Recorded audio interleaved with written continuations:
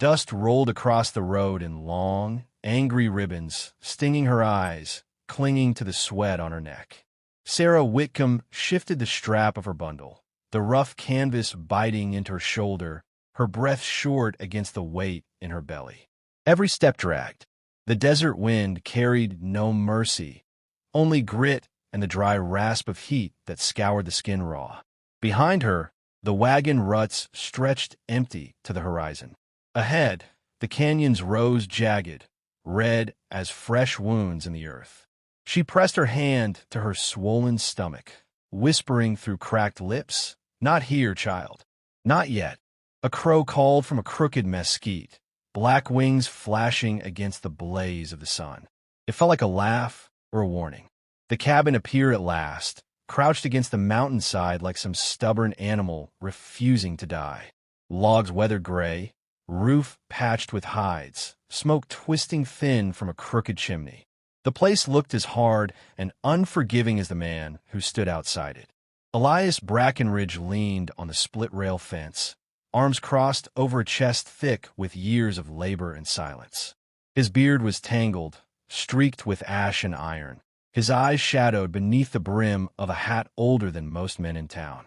A rifle leaned within easy reach against the fence post. He did not move when she came near. Her boots crunched the gravel. His gaze held steady. Between them, the silence tightened like a rope pulled taut. "You're late," he said at last, voice gravel deep, carrying no welcome. Sarah swallowed the grit in her throat. Road was longer than it looked. "You walk it. I got no wagon." He studied her belly, then the bundle at her side.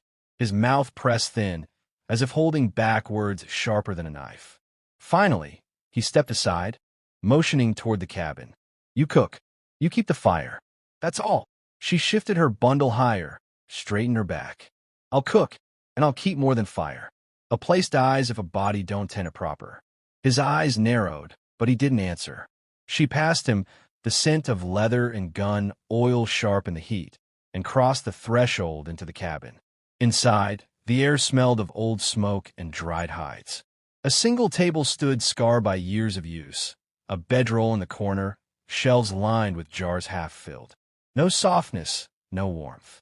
She set her bundle down with a thud, her spine aching from the road, and felt his presence behind her, filling the doorway. "You'll find no comfort here," he said. Her hand rested on the table, steady. "Comfort died with my husband. I'm not here for it."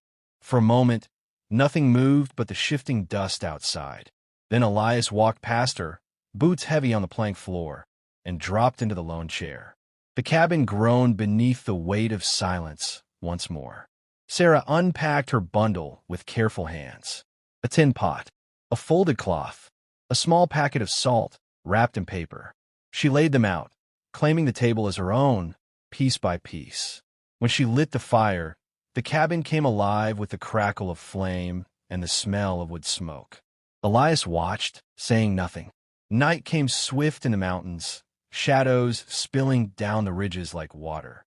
Coyotes cried in the distance, sharp and hungry. Sarah stirred the pot, her hair damp with sweat, her back sore from standing. The child shifted inside her, a sudden sharp kick that made her grip the edge of the table. Elias's eyes flicked to her, quick as a blade. She straightened, hiding the pain, and ladled stew into 2 bowls. She set one in front of him without a word. He ate slow, methodical, like a man testing for poison. She ate too, the warmth spreading through her hollow stomach, though it did little to soften the weight pressing on her heart.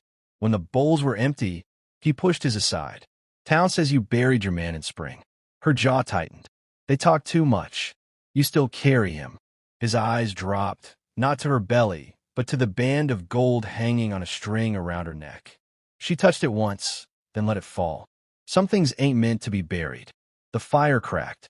Outside, the wind shifted, rattling the shutters. Elias rose, slow as a bear waking, and took his rifle from the wall. He checked the door latch, his shoulders filling the frame. Sarah watched him, and for the first time, saw the tremor in his hand when he set the rifle back. Small but there. She said nothing. Instead, she pulled the cloth from her bundle and spread it on the table. A faded scrap, once a quilt square. She smoothed it flat with her palm, her fingers lingering on the stitches, as though touching a memory no one could steal. Elias turned back, eyes catching the movement. For a moment, his gaze softened, though his face did not. The night deepened. Wolves howled from the ridge. Sarah lay on a narrow cot, staring at the roof beams, her body aching, the child restless.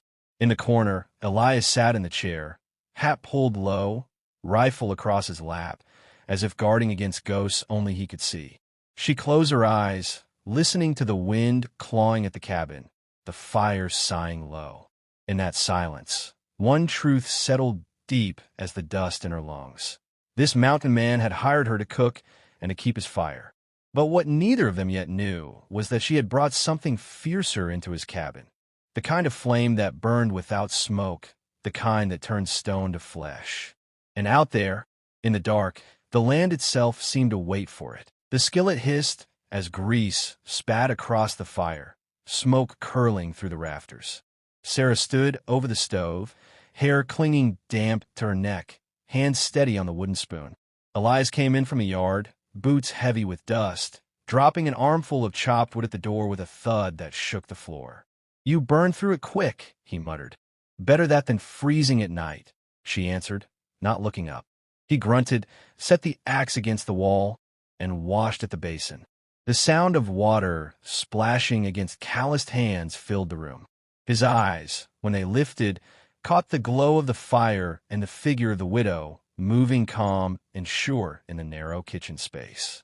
For a moment, he didn't look like a man hardened to stone. The child within her belly kicked hard. She stifled a gasp and shifted her weight, steadying herself against the table. Elias's gaze flickered, but he said nothing, only reached for his tin plate as if he hadn't noticed. They ate in silence, the scrape of spoons loud in the stillness. The wind pressed to the shutters. Somewhere on the ridge, a wolf called, long and mournful. Sarah set her spoon down, her voice cutting through the quiet. "You hear about the bandits?" Elias's eyes stayed on his plate. "I hear. They've been raiding ranches closer each week. Took a herd outside Bridger's place. That ain't my concern." Her jaw set. "You live on their road. Makes it your concern whether you care or not." He leaned back in the chair, the wood creaking beneath him. "I paid you to cook, not to tell me where my concerns lie." Her eyes held his, steady as iron. A man who turns his face from trouble ain't much better than the ones bringing it. For the first time since she'd known him, Elias's eyes flared with something close to anger, but it faded quick, leaving behind only weariness.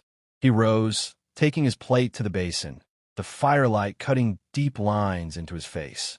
Sarah turned back to the skillet, but the silence between them had thickened, heavy as storm clouds pressing low over the mountains. 2 nights later, the wolves came close. Their howls rolled down the slope, closer than before, until the cabin seemed to tremble beneath their chorus. Sarah froze at the table, the needle in her hand hovering above a torn shirt she was mending. Elias stood at the window, rifle cradled in his arms. Yellow eyes glimmered beyond the tree line, moving restless in the dark. A low growl carried on the wind. "They'll test the fence," Elias said, his voice low, almost to himself. Then the crash came, with splintering, hooves screaming. A goat bawled in terror. Elias flung the door open, rifle rising in one fluid motion. Sarah clutched her stomach, heart hammering. The crack of his shot split the night. A wolf yelped, then silence. Only the wind rushed in after, carrying the smell of smoke and blood. Elias lowered the rifle, his shoulders rigid, his breath hard. Sarah stepped into the doorway, her hand pressed tight to her belly, and saw the wolf lying twisted near the fence, dark blood soaking the dust. Its eyes stared glassy up at the stars. But what caught her wasn't the wolf. It was Elias's hands, shaking, though his grip on the rifle was hard enough to blanch his knuckles white. She said nothing, only met his eyes when he turned. He saw her watching, and in that moment his mask of stone cracked. Not enough to fall, but enough for her to glimpse what lay behind it, a fear greater than the beasts outside. He turned back into the dark before she could speak. "By day," the town whispered. Sarah felt their eyes on her when she walked the road for supplies, her black dress dragging dust at her hem. Folks leaned close on porches, muttering into their hats. She's living with him now. Brackenridge, the hermit, the one they say shot down 3 men at Canyon Gulch. A widow and child in that cabin. Won't end well. Sarah kept her head high, her steps steady. When she passed the saloon, a drunk slurred after her. "Tamed the beast, did ya?" Her fingers brushed the revolver hidden in her bundle. Her late husband's, the weight of it familiar though she'd yet to show it. She didn't answer, only walked on, the sun beating fierce on her back. At the cabin that evening, she found Elias sitting outside, whittling wood with a knife. Shavings curled at his boots. He didn't look up when she passed. "They think you're softened," she said, setting her bundle down inside. His knife paused. "And what do you think?" She met his gaze through the doorway. "I think you're still running. Don't much matter from what." His eyes darkened, and for a breath, she thought he'd send her away then and there. But instead, he only bent back to his carving, the blade flashing once more. Inside, Sarah laid her bundle on the table. Flour, salt, a strip of dried venison. And beneath it all, wrapped in cloth, the revolver. She unwrapped it slow, her fingers tracing the worn grip. She checked the cylinder, spun it once, then set it down on the cloth as the fire snapped behind her. The sound of Elias's knife outside stopped. Sarah's eyes lingered on the weapon, her reflection faint in the steel. "A man don't get to choose every battle," she murmured to herself. "But a woman don't either." The child shifted inside her again, restless, as if agreeing. She folded the cloth back over the revolver, hiding it from sight, and went to stir the pot. Behind her, outside in the dark, Elias's knife cut wood slower, more careful now, as though every slice was fighting a memory he could never whittle away. Gunfire cracked through the canyon, the echo rolling like thunder between the stone walls. Sarah crouched behind a boulder, the revolver steady in her hands despite the weight of her belly pressing against her knees. Dust stung her eyes, her breath came short, but her aim did not waver. A bullet sparked off the rock inches from her head. She ducked lower, heart pounding, the child within her shifting restless as though it too felt the storm. "Come on out, widow," a voice jeered from the hollow. "We'll make it quick." She rose just enough, sighted the glint of a gun barrel across the rocks, and fired. The shot rang sharp and true. The outlaw's hat flew from his head, and his curses split the night. Elias's rifle answered from the ridge above, dropping another man into the dust. Smoke curled from his barrel, his silhouette carved dark against the moonlight. But when a second rider charged, Elias faltered. His rifle lowered, the old tremor shaking his hands. He froze, the ghost clawing at him, dragging him back into Canyon Gulch. Sarah saw it, saw him falter, saw the outlaw bearing down. She stepped from cover, her revolver barking once, twice. The rider pitched sideways off his horse, crashing into the rocks below. The hollow went quiet for half a breath. Then came the laughter, cold, cruel. The tallest of the Barlows strode into the open, long coat trailing, revolver spinning at his side. His eyes gleamed in the firelight, fixed not on Elias, but on her. "Well, I'll be," he drawled. "The widow bites." Sarah raised her revolver, steady. "Try me." Behind her, Elias's voice cracked low. "Sarah." She didn't turn. "Stay where you are." The outlaw sneered. "You think you scare me? You're just a woman carrying another man's mistake." Her eyes narrowed. Her finger curled on the trigger. "I carry more than you'll ever know." The standoff stretched, heat rising from the rocks, the air thick with smoke and gunpowder. Every breath rasped loud. Every heartbeat thundered in her ears. Then, like a strike of lightning, she moved. Her shot cracked the night, and the Barlow's revolver spun from his hand, clattering into the dust. His cry of pain split the canyon as he clutched his bleeding wrist. The others hesitated, glancing between their leader howling and the widow standing firm, belly heavy, revolver smoking. Her voice carried, sharp as iron. "Any man who wants to test me, step forward. But I'll warn you, I don't miss." The hollow held still. Horses stamped nervously, ears flicking. The fire popped, sparks drifting into the night. Then Elias's voice came, steadier now, from the ridge above. Best heed her words. This land's hers now, and any man who don't respect it will answer to me. The outlaws shifted, their courage bleeding away with their leader's pride. One spat in the dust, another muttered a curse, and slowly, like smoke unraveling, they began to pull back. The Barlow leader glared through his pain, his eyes burning hate. "This ain't the end," he hissed. Sarah's revolver stayed trained on him. "It is if you ride another step closer." He hesitated, then spat blood into the dirt and turned, stumbling toward his horse. The gang followed, retreating into the dark, their hooves fading down the canyon trail. Silence fell, broken only by the hiss of dying fire and Sarah's ragged breath. Her knees buckled. She caught herself against the boulder, the revolver still clutched tight, the weight of what she had done sinking into her bones. Elias descended the ridge, his boots crunching stone, rifle hanging loose in his hands. He stopped a few paces from her, his face shadowed, unreadable. "You saved my life," he said.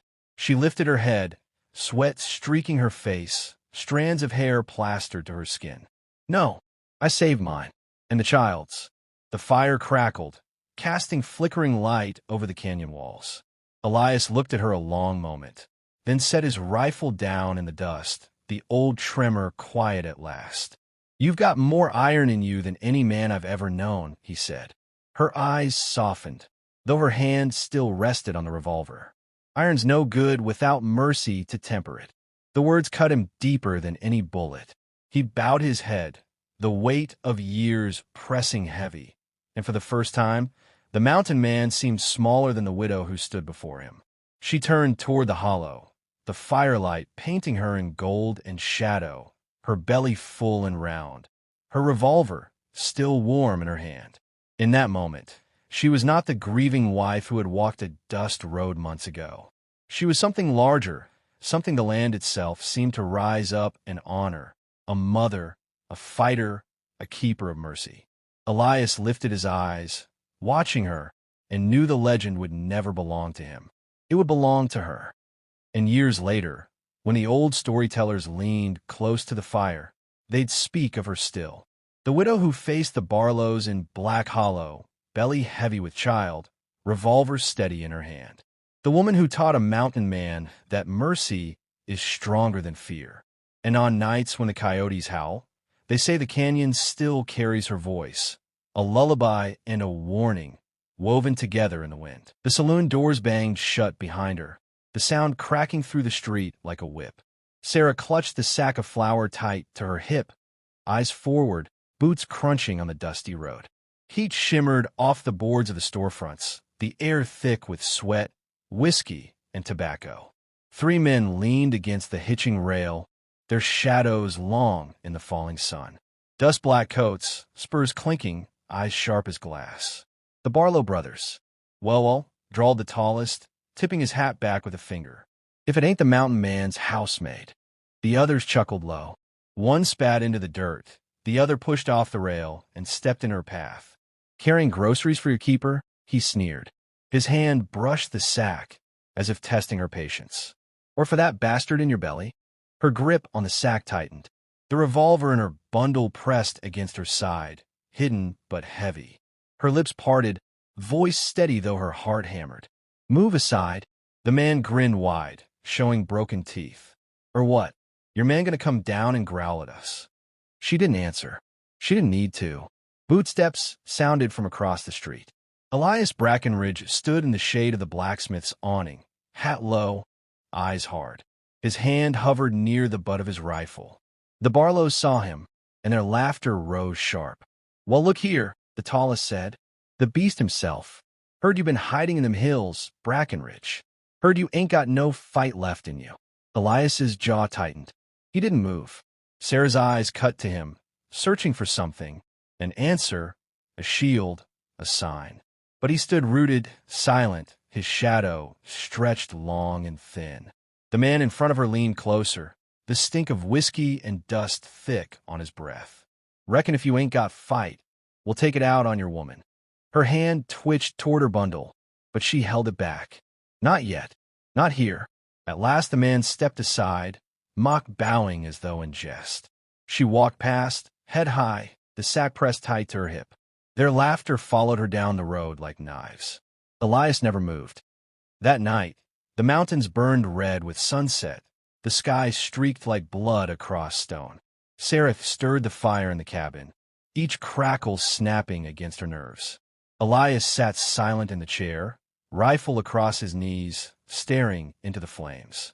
"You let them mock me," she said. He didn't look up. "You let them mock us both."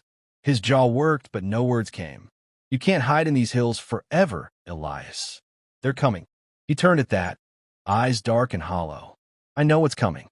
I've seen enough of it to last me 10 lifetimes. Her hand pressed against her belly, the child restless. "And you let it take us too?" The silence after was heavier than gun smoke. At last he spoke, voice low and raw. "Once, down in Canyon Gulch, I put 3 men in the ground. Quick as I could breathe. Thought I was saving lives. Thought I was right. Bullet went astray. Took a boy not yet 12. His hands trembled against the rifle stock. Ain't no fight worth killing a child." Sarah stepped closer, her shadow crossing his. "Maybe mercy ain't something you're given. Maybe it's something you earn." Her words hung between them, sharp as a blade. Elias said nothing. His eyes dropped back to the fire, but his grip on the rifle eased just a fraction. The next morning, smoke rose over the ridge. Not from campfires, from burning. Elias stood in the doorway, jaw set as he watched the black column spiral into the sky. "They're close," Sarah said. His silence was answer enough. By evening, the smell reached them, acrid, bitter, carrying the charred stink of wood and cattle flesh. Sarah stood on the porch, hand shading her eyes against the sinking sun. Far off, riders moved against the light, dark silhouettes against the fire. The Barlow brothers. "They'll come for us," she said. Elias's voice was flat. "Then we'll move." Her head snapped toward him. "Run? After all this? After they burned Bridger's place to the ground?" His face was stone. "You don't understand. You've not carried what I carry." She stepped closer, her voice cutting like iron. "And you don't understand me. I lost my husband to this land. I'll not lose my child to men like them." The revolver lay on the table inside. Her husband's name scratched faint on the grip. She lifted it, the weight settling into her hand as if it had been waiting. She pulled back the hammer, the sound sharp in the cabin stillness. Elias turned, eyes widening at the sight of her holding it steady. "You think I don't know how?" she asked. Her hand was firm, her voice calm. "I've been practicing. Every night when you sit out there whittling ghosts. I ain't helpless, Elias. And I won't run." The cabin held its breath. For the first time, Elias looked at her not as a burden, not as a cook, not as a widow. He looked at her as something far more dangerous. The sound of hooves thundered faint from the valley. The riders were coming.